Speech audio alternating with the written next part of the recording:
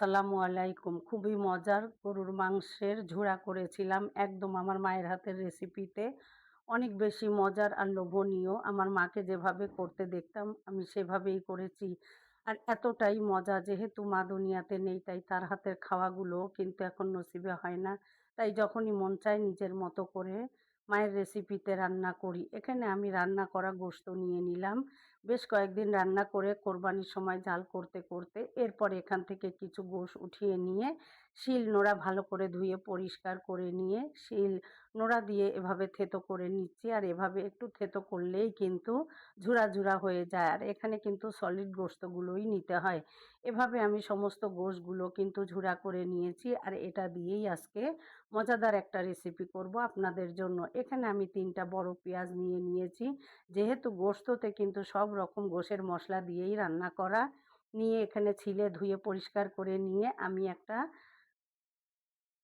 তক্তার উপরে নিয়ে এবার আমি পিস করে নিচ্ছি। আসলে পেঁয়াজটা আমার ছুরি দিয়ে এভাবে কাটতে একটু সমস্যা হয়, কিন্তু এভাবে খুব দ্রুত আমি কাটতে পারি।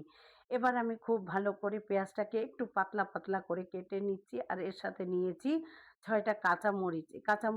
কাঁচামরিচের ফ্লেভারটা এখানে খুব সুন্দর একটা সুঘ্রাণ ছড়াবে। এবার খুব ভালো করে কুচি কুচি করে নিচ্ছি। আর এই কাজগুলো কিন্তু আমি নিজের হাতে করতেই পছন্দ করি। আর এই জন্যেই আমি ছুরি দিয়ে খুব ভালো করে পাতলা পাতলা করে কেটে নিয়েছি। আর রেগুলারই কিন্তু রাতে আমার কোনো না কোনো কিছু রান্নাই করতে হয়, কারণ আমার বাসায় কিন্তু প্রতিবেলার রান্নাই তাজাটা খায়। তাই তাদের বাপ বেটার জন্যই কিন্তু আমার আজকের এই মজার রেসিপি। আর যেহেতু আমার মায়ের হাতের, তাই অতি যত্ন সহকারেই রান্নাটা করছি। কথা বলতে বলতে আমার পেঁয়াজ কাঁচামরিচ কিন্তু ফালি করা হয়ে গিয়েছে। আর এভাবে ফালি করে একপাশে রেখে দিয়ে এবার আমি চুলায় একটা পাত্র বসিয়ে এখানে দিয়ে দিচ্ছি হাফ কাপ পরিমাণের থেকেও একটু কম তেল দিয়ে দিলাম। 2টো এলাচ একটু ভেঙে দিয়ে দিলাম, দারচিনি দিয়ে দিলাম। একটু গরম হয়ে আসলে আমি পেঁয়াজ আর কাঁচামরিচ কেটে রেখেছি এটা দিয়ে দিলাম। ব্যাস, এই ছাড়া কিন্তু আমি আর এখানে কোনো কিছুই ব্যবহার করব না।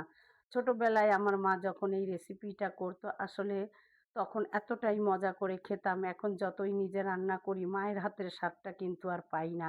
এবার খুব ভালো করে নাড়াচাড়া করে পেঁয়াজটা একটু নরম হয়ে আসলে এখানে দিয়ে দিচ্ছি আমি আগে থেকে যে গোশতটা থেতো করে রেখেছিলাম, এই গোশতটা দিয়ে দিলাম। গোশতটা দিয়ে খুব ভালো করে নাড়াচাড়া করে নিচ্ছি। আর এই পর্যায়ে জালটা কিন্তু একদম মিডিয়াম টু লো হিটে থাকবে, এতে তলা থেকে পুড়ে যাবে না। আস্তে আস্তে করে ভাজতে হবে।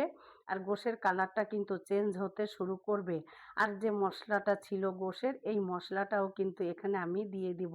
আপনারা চাইলে যার যার পছন্দ মতো মশলা এখানে অ্যাড করতে পারেন। আমার মনে হয় গোশতটা যেহেতু রান্না, মশলাটা কিন্তু পুরোপুরি গোশের ভিতরে প্রবেশ করেছে, তাই বাড়তি কোনো মশলা এখানে আর দরকার নেই।